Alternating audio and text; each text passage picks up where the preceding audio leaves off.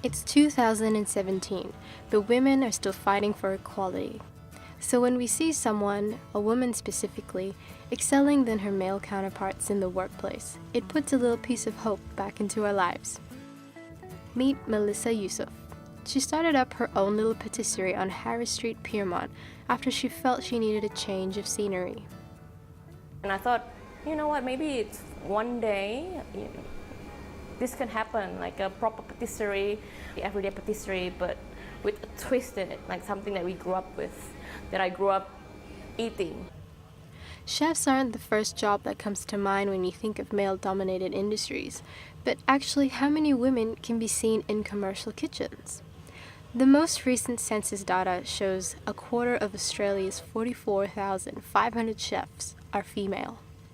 How often are women stereotyped to be good cooks in the home, but are yet discriminated in a commercial kitchen? Yes, the job is physically demanding. They're on their feet continuously for many hours, and not to mention the unconventional working hours, which puts a toll on social and family lives. The head chef, the sous chef, usually they are guys. I think I understand why that is. It's because just the way we think by itself is very different. We're women, we think with our heart, not with our head. Whereas in kitchen, with a lot of pressures, with a lot of demands, you need to think with your head, not with your heart. Because then everything, you're going to take everything so personally. If you get a critique, if you do something wrong, or if your boss threw something at you just because, in the heat of a moment, if you take it personally, that's it. You're gonna say, I'll throw in the towel and I'm gonna quit today. Miam is more than just a coffee shop with fusion desserts.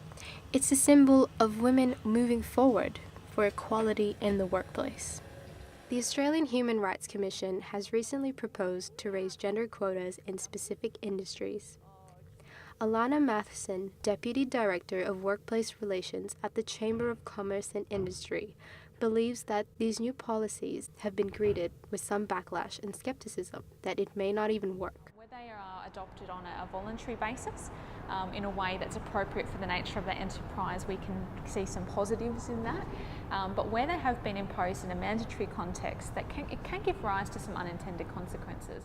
The gender quotas come as a controversial blow along with the ongoing issue of gender pay gaps to some businesses in industrial male-dominated industries. However, companies with feminized workforces, such as childcare, cleaning, and education, are also forced to hire more men in their work. One of the things I would say, though, is that we currently have an incredible shortage of chefs in parts of, for example, Sydney even. More and more so, I think we'll be seeing concerted efforts from industry to try and broaden the pool of talent, and that will involve attracting both men and women to that particular occupation. Chefs are one of 10 occupations that are expected to grow over the next 5 years.